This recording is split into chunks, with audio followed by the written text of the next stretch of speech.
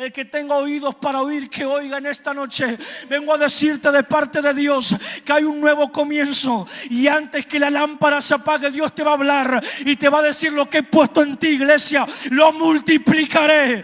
Lo multiplicaré. Dale un fuerte aplauso al Señor.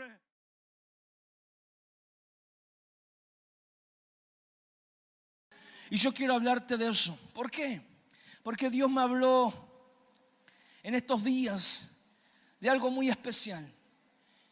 Primeramente, hoy apenas me desperté, una voz me dijo: antes que la lámpara se apague, Dios habló.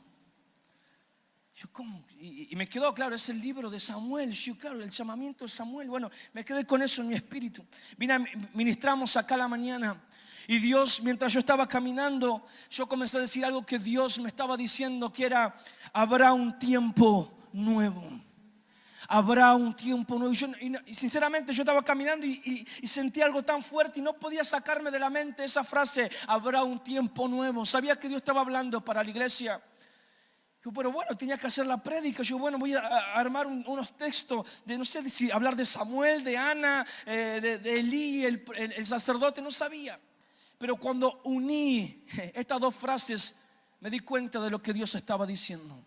Antes que la lámpara se apague, Dios habló y hará algo nuevo.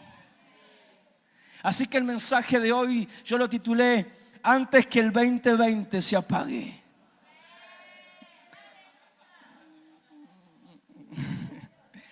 Primera de Samuel, capítulo 3. Acordate de eso, antes que del 2020 se apague.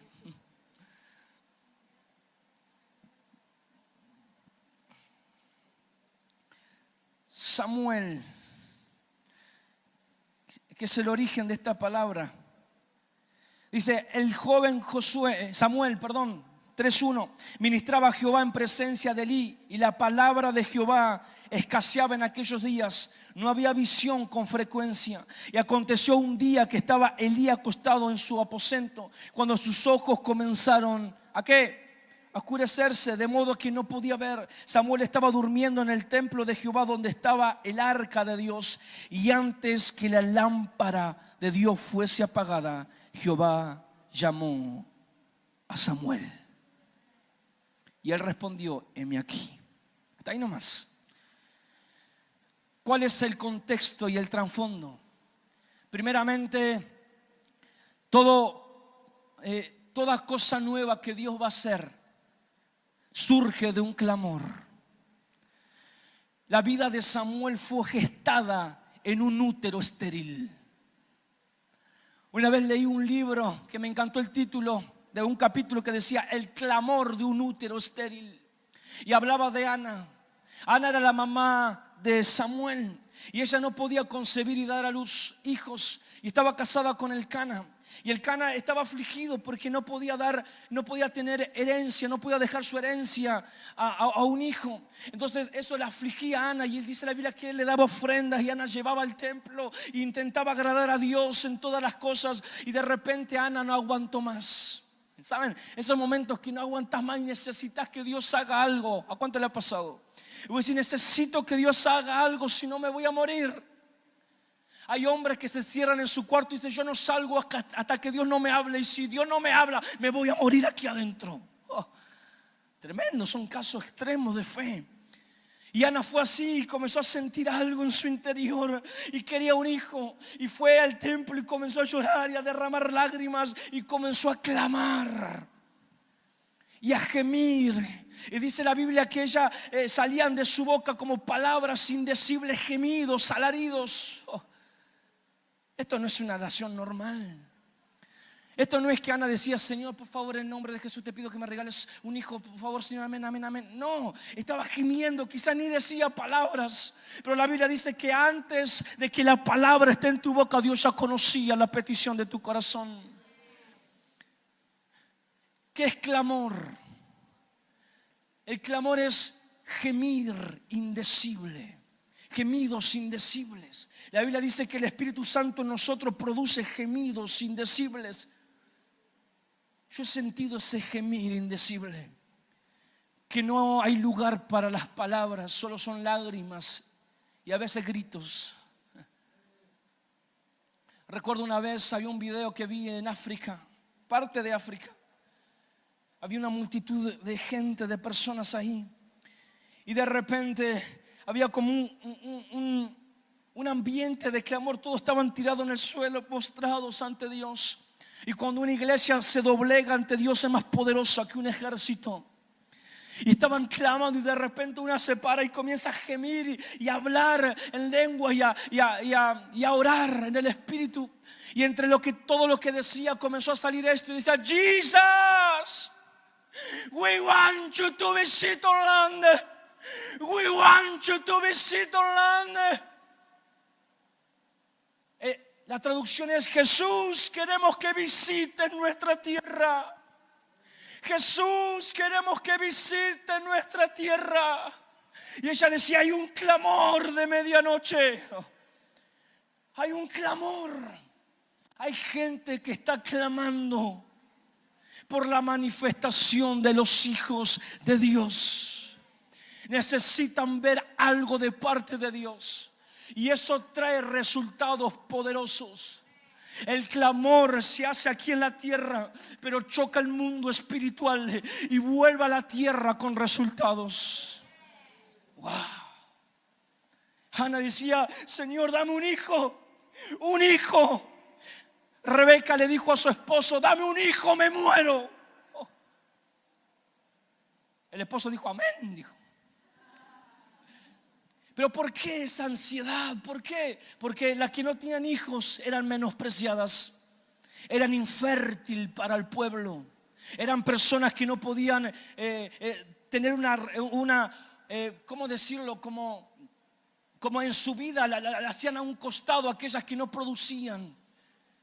Eran débiles, incapaces de lograr lo que Dios había dicho. Tremendo. Entonces esa necesidad: dame un hijo. Ahora lo interesante es esto: ¿por qué Ana le pide un hijo y no una hija? ¿Acaso se pusieron a pensar eso? ¿Por qué un hijo y no una hija? Había una ley en Israel. En Levítico dice que todo primogénito iba a ser entregado a Dios, tanto de las ovejas, de las vacas, de todo el ganado, y aún de sus propios hijos. Los israelitas tenían que dar a Dios el primero. Por eso venía la primogenitura. ¿Saben lo que estoy hablando? Entonces, ¿qué estaba diciendo Ana? Señor, dame un hijo para que pueda darte. Dame para darte. Dame para darte. Dame para darte. Esa es una ley espiritual. Dios nunca va a usar a alguien y nunca va a levantar a alguien que no sepa dar. Porque ¿para qué querés la unción si no sabes impartirla? ¿Para qué querés llenarte de conocimiento si no puedes bendecir al pueblo? Dame para darte. Y Dios respondió con Samuel. Y Samuel significa Dios oye. Y ahí comenzó algo nuevo en la etapa de Israel. Estaba el sacerdote Elí, que estaba corrompido. Dice la Biblia, como leíamos, sus ojos se habían oscurecido y no podía ver. Y esto me encanta, gente. ¿Por qué? Cuando uno comienza a leer esos detalles en la Biblia, dice la palabra de Dios en Deuteronomio, uno de los últimos capítulos, cuando habla de la muerte de Moisés. Dice que Moisés era de 120 años y se fue al monte y vio la tierra prometida, pero no iba a entrar en ella. Y es clara la Biblia cuando dice: y sus ojos nunca se oscurecieron y no perdió su vigor. Moisés, el hombre ungido por Dios, ya caminaba lento, pero sus ojos nunca se oscurecieron y nunca perdieron su vigor. ¿Por qué? Porque estaba la presencia de Dios con Moisés. Yo puedo verte a ti y sé, y a veces percibo que cargan tus ojos. Dicen que los ojos son la ventana del alma.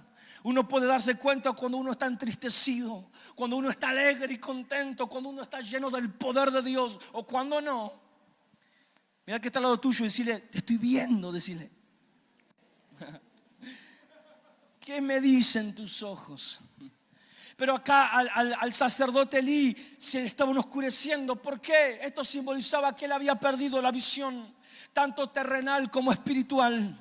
Él estaba totalmente corrompido por el pecado, porque dice que sus hijos usaban el templo para acostarse con prostitutas. El altar de Dios, donde estaba la presencia de Dios, estaba siendo corrompido. Pero en medio de esa crisis Dios llamó a un hombre, encontró a un ser humano, a una persona, a un cuerpo capaz de entender, de comprender, un corazón sensible a la voz de Dios. Mientras él dormía y antes que la lámpara se apague, Dios habló.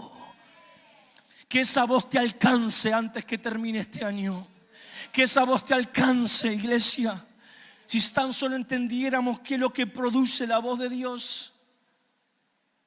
La voz de Dios trae cosas nuevas, crea cosas nuevas.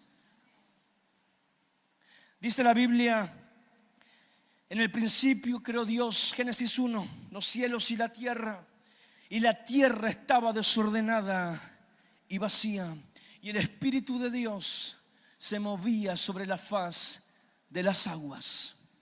Ahora, siempre la pregunta teológica es: Dios es un Dios perfecto y soberano, lo hace todo bien. ¿Por qué dice que creó los cielos y la tierra? Y en el segundo capítulo dice que estaba desordenada y estaba vacía. Se cree que en ese periodo de tiempo Satanás distorsionó lo que Dios creó y arruinó la creación, quiso intentar arruinar. Pero lo que Satanás sabía es que el Espíritu de Dios se seguía moviendo, se seguía flotando en el aire, esperando una orden. Algunos dicen que estaba como un helicóptero suspendido a punto de aterrizar. Leí una versión que decía el Espíritu de Dios vibraba sobre la tierra. Ahora, ¿por qué la gente tiembla en la iglesia? Que vos estás orando y empiezan a temblar. ¿Será que el mismo espíritu de Génesis está ahí? ¿Y qué está haciendo entonces el Espíritu Santo esperando una orden? Está ahí esperando atento para llevar a cabo el plan de Dios en tu vida. Oh, tremendo. Entonces la tierra estaba ahí, el Espíritu Santo estaba a punto y Dios dijo: sea la luz. Y en ese momento el Espíritu Santo entró en acción. Esto lo llaman teológicamente la dinámica de Dios, donde Dios habla y el Espíritu Santo ejecuta por medio de Jesús. Tremendo. Entonces, ¿qué empieza a pasar ahora? Dice que Dios comienza a ordenar lo que el diablo quiso desordenar. Que quiero decirte de parte de Dios: quizás tu casa está desordenada, quizás se desordenó, hay conflicto, quizás tus padres están viviendo crisis. Pero he aquí, dice Dios, cuando yo hable, todo lo desordenado va a comenzar a ordenarse para mi gloria, para mi gloria, para mi gloria, en el nombre poderoso de Jesús. Antes que la lámpara se apague.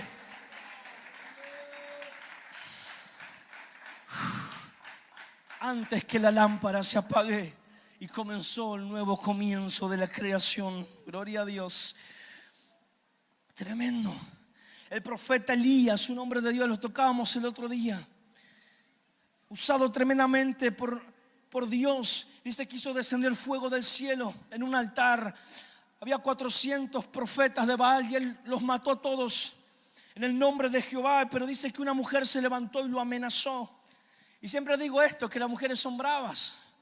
Yo vivo con 6 hermanas y la verdad que cada una tiene su carácter. ¿Quién es esa que está saludando? ¿Quién? Y 7 con mi mamá.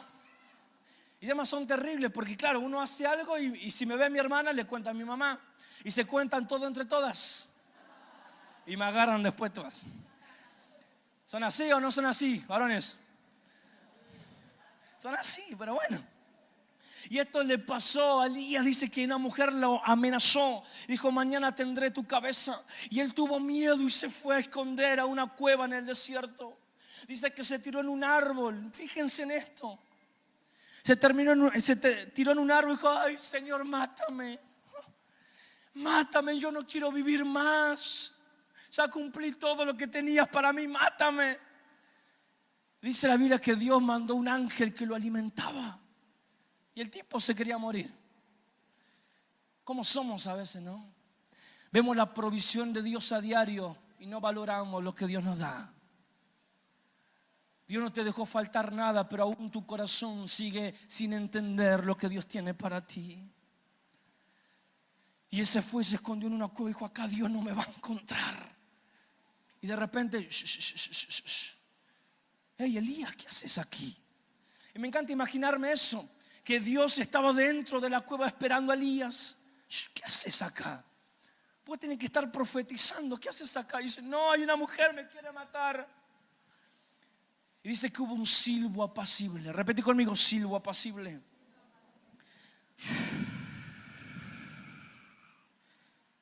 Y Dios le habló otra vez, le dijo: ¿qué haces aquí, Elías? Sal de la cueva. Sal de la cueva, porque el largo camino te resta. La voz de Dios trajo nuevo comienzo para Elías. Siempre que hablo de este pasaje, me acuerdo de una prédica. Creo que fue una de las prédicas más ungidas que he escuchado de mi papá. Mi papá es muy expresivo, un poco como yo, o yo soy como él. Y me acuerdo que él se mueve mucho en la plataforma y grita más que yo, así que imagínense. Y nosotros tenemos ahí, bueno, está la plataforma, están las paredes. Y en un momento él estaba hablando de esto y de repente el Espíritu Dios lo toma. Había un silencio ensordecedor en toda la iglesia. Todos estamos atentos. Yo lloraba por dentro. Había algo en mí. La gente estaba atenta. Cuando la gente está atenta es porque Dios está hablando. La gente comienza a llorar y de repente él comenzó a dramatizar esto. Y comenzó a ir y comenzó a golpear la pared. Decía: Elías, sal de la cueva, Elías. Y él comenzó a llorar como un niño. Y decía: Elías, sal de la cueva. Y cuando él comenzó a golpear la pared, y él golpeaba fuerte, cada golpe yo sentía como espadas que clavaron a mi alma. Yo sabía que en esa situación yo era Elías y Dios me estaba llamando. Yo sabía y entendía en mi espíritu que Dios tenía más para mí, que aún no sabía terminado lo que Dios había planeado conmigo, y Dios me estaba llamando a través de su siervo: Elías, sal de la cueva. Y en ese instante la gente se paró y comenzó a correr al altar. Yo nunca había visto eso en mi iglesia. Y se tiraba llorando al altar de Dios. Interrumpimos la prédica. Es que cuando Dios llama hay que obedecerlo. Y Dios decía: esto largo camino te resta. ¿Por qué? Te levantarás y ungirás a 3 hombres más. Lo que he puesto en ti será impartido en otros. El que tenga oídos para oír, que oiga en esta noche.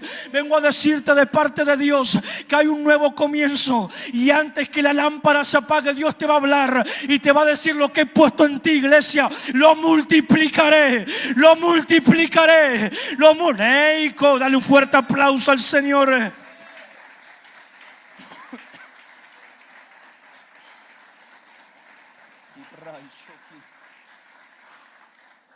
¡Wow! Multiplicación viene antes que la lámpara se apague. Oh, yo quiero creer por algo glorioso hoy. Pedro estaba lavando las redes, frustrado. La otra vez escuché algo muy interesante. Decía: ¿por qué Pedro lavaba las redes si no había pescado nada? Si yo voy a pescar y no pesco, no la lavo, sacudo, listo. Pero él lavaba las redes, porque el agradecerle a Dios cuando no hay nada provoca milagros. El agradecerle a Dios cuando no hay nada produce milagros. Y en ese momento apareció Jesús y dijo: hey, hola carpintero, ¿qué te parece? Vamos a pescar. ¿Vos pescás también? Sí, yo pensé que hacías puertas y muebles. No, vamos a pescar, pero pesqué toda la noche y la verdad que estoy cansado. No, vamos. Y bueno, conocía lo que era Jesús. Dijo: bueno, vamos. Y fueron. Dice: boga mar adentro, Pedro, porque para conocer más lo de Dios tienes que acercarte. ¿Se acuerdan? Acércate primero para ver. Boga mar adentro para sacar las cosas de Dios. Boga mar adentro. Y fueron y estaban ahí. Y él la tira. Todo el día estuve aquí. Y Jesús dice: tira a la derecha.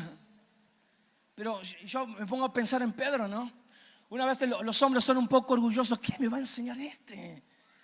A mí, que yo pesco. Es como que yo le quiera enseñar a Mario. ¿Dónde está Mario? A pescar. Mario, ¿qué hace? No se pone así la lombriz.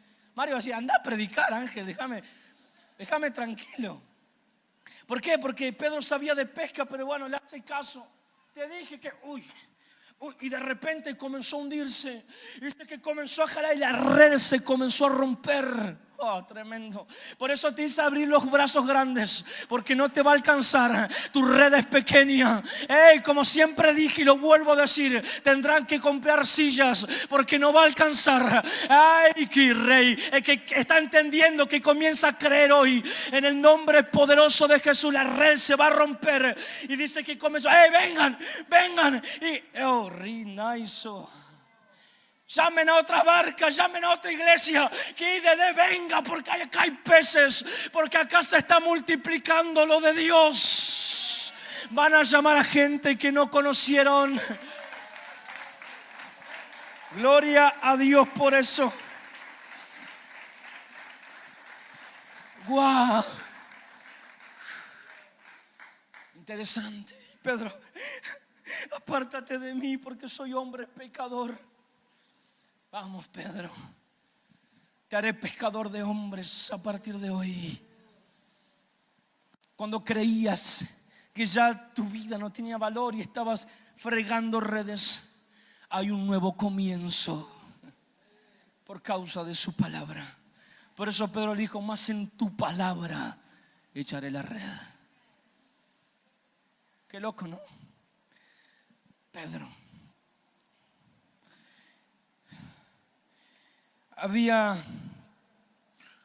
Jesús tenía amigos. Dice la Biblia que había miles y miles que lo seguían. Pero de esos miles escogió a 12.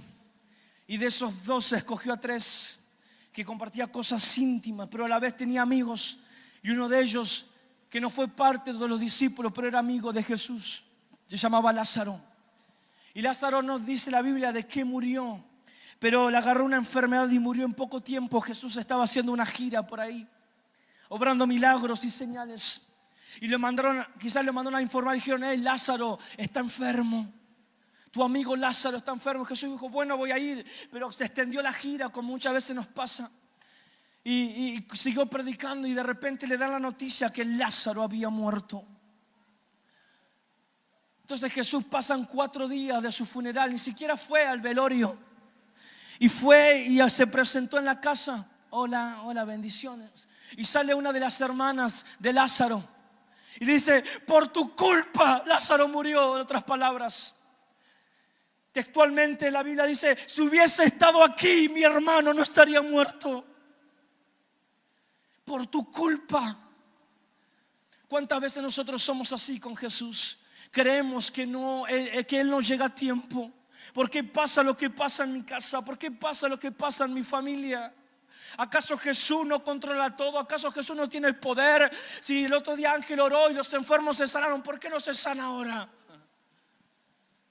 Y empezamos a ponernos así. Dice la Biblia que Jesús lloró porque Lázaro era su amigo. Hay 2 posturas aquí. Una dicen que lloró porque era su amigo, o quizás lloró que eran sus amigos. Jesús se entristece cuando tú no crees. Por eso dice, hombre de poca fe, ¿por qué dudaste todo el tiempo? Entonces Jesús va a la tumba. Todo estaba terminado. Una vez escuché, no sé si será cierto o no, esto es una estipulación. Se cree que había como una teoría o una leyenda en Israel, que el espíritu cuando moría quedaba dando vueltas en la tierra por 3 días y al 4.º día se iba al Seol, o sea, al seno de Abraham, donde estaban los espíritus muertos. Y se cree que por eso Jesús fue al 4.º día, diciendo que aún de lo más bajo, aún lo voy a resucitar. Tremendo. Puede ser, no sé. Y Jesús estaba ahí y le dice, quiten la piedra.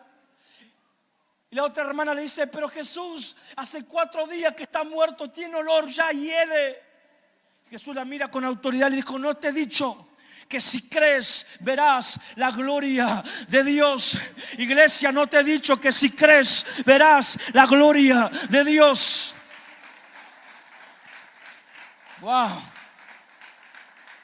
Tremendo. Y la mujer dijo, pero está muerto. El que cree en mí, pero está muerto. El que cree en mí, escúchame, aunque esté muerto, vivirá. Oh, tremendas esas palabras. Y Jesús dijo, quitan la piedra. Porque antes del milagro hay que accionar el milagro. Antes de que ocurra tenés que moverte. No depende de cuánta fe tú tengas, sino de cuánta fe pones en acción. La Biblia dice que los demonios creen y tiemblan, pero la diferencia de nosotros es que creemos y accionamos. Amén. Quita la piedra, quita aquello que te impide recibir lo de Dios en esta noche. Y ellos corrieron la piedra pesada. Me encanta esto. Jesús se paró. Una unción especial comenzó a correr por todo lugar.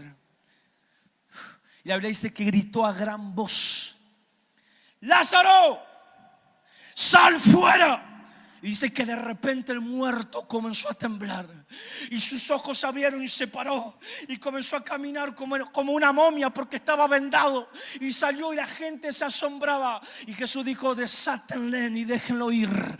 Oh, yo no sé si me estás entendiendo lo que quiero decirte. En esta noche Dios va a comenzar a resucitar cosas muertas en tu vida. Lo que el 2020 quiso opacar, lo que el 2020 quiso dañar en tu casa. Hey, Ricky, quizás moriste en la fe, en el alma, en el espíritu. Dios dice: antes que la lámpara se apague, voy a revivir lo que el diablo quiso matar. La palabra se cree, se recibe y gloria a Dios.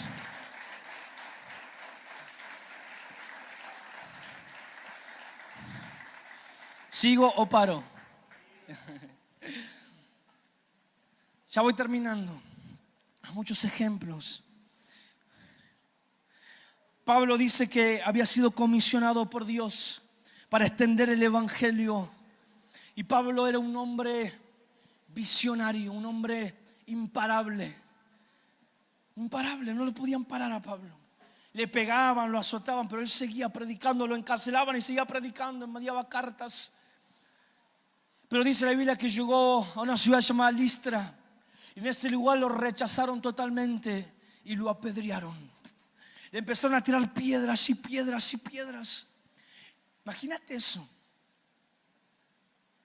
Algunos, o sea, la historia bíblica dice que cuando te apedreaban, te metían la parte esta, hacían un hueco en la tierra y te metían hasta la cintura y te tapaban de tierra y vos quedabas acá con las manos adentro, esta parte libre, y ahí te apedreaban.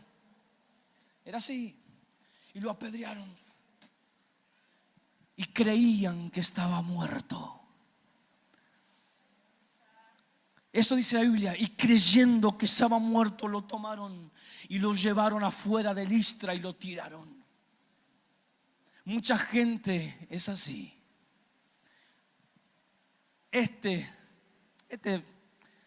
cualquier momento se le va a ir el primer amor. Ya está comenzando. Mucha gente comienza a atacarte. Hoy hablamos con los pastores que a veces los pastores sufrimos persecución verbal, por así decirlo. Cuando nos dicen cosas contra nosotros, cuando nos atacan verbalmente. Gente cree que te está lastimando. Y puede ser.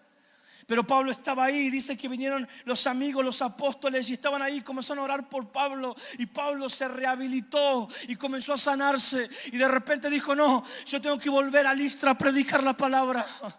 Eso es un hombre fuera de serie. No, yo tengo que volver al lugar que me apedrearon. Yo tengo que volver y mostrar que hay un Dios que puede levantar aún cuando crean que estoy muerto. Que quiero decirte de parte de Dios: hay gente que cree que en este 2020 te fundiste. Hay gente que cree que en este 2020 te moriste. Pero vengo a decirte de parte de Dios: a ti ni el diablo te va a parar. A tu casa el diablo no podrá entrar. ¡Ey, Riquei Sakimanta! Creían que estaba muerto. Creían, wow, gloria a Dios. Un nuevo comienzo. Un nuevo comienzo. Ay, siento la unción de Dios. Un nuevo comienzo para mi casa. Un nuevo comienzo para mi mamá, para mi papá. Un nuevo comienzo para mis hijos. Un nuevo comienzo. Por su gracia me pondré en pie. Por su gracia me pondré en pie. Por su gracia, iglesia. Siento a Dios.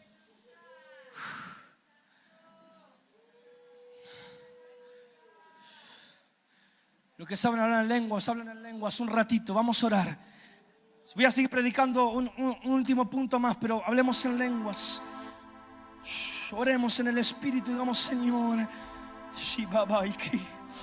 tiempo nuevo, tiempo nuevo, tiempo nuevo. Habla, tu siervo oye. Eso dijo Samuel: habla, que tu siervo oye. Habla, que estoy aquí para oír. Aunque Elí no te quiera oír, aunque otros no entiendan el llamado, aunque otros no puedan entender lo que está ocurriendo, yo creo en ti. Quiero ser esa antorcha que alumbra el lugar oscuro. Quiero ser yo, la lámpara encendida en Israel. Quiero ser yo. Rita y Shokinaiko. Ya Dios está aquí.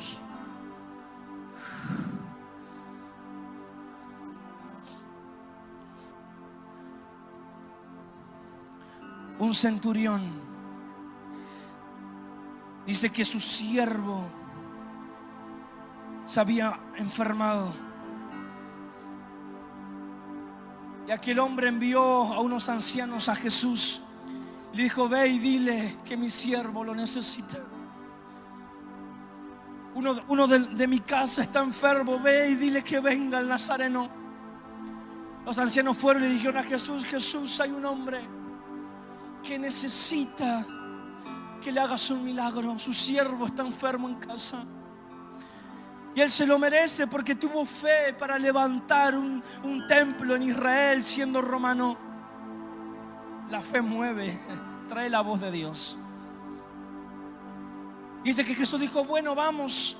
Y dice que cuando estaban yendo, el hombre manda otra vez a otras personas. Le dijo: dile a Jesús que no venga, porque no soy digno de que esté bajo mi techo. Esto dice Lucas. Díganle a Jesús que no venga. Solo díganle que envíe la palabra. Wow. Y mi siervo será sano. Y Jesús se asombró. Dijo: ¿quién es este hombre que tiene tanta fe? Y Jesús envió la palabra y su siervo fue sano. La palabra de Dios en esta noche te sanará. La Biblia dice: Él envió su palabra y lo sanó. A todos los que me están viendo en Facebook y aún en YouTube, Él enviará esta palabra y te sanará. Esta presencia que hoy está aquí caerá sobre tus hijos, caerá sobre tu matrimonio y habrá un nuevo comienzo a partir de hoy.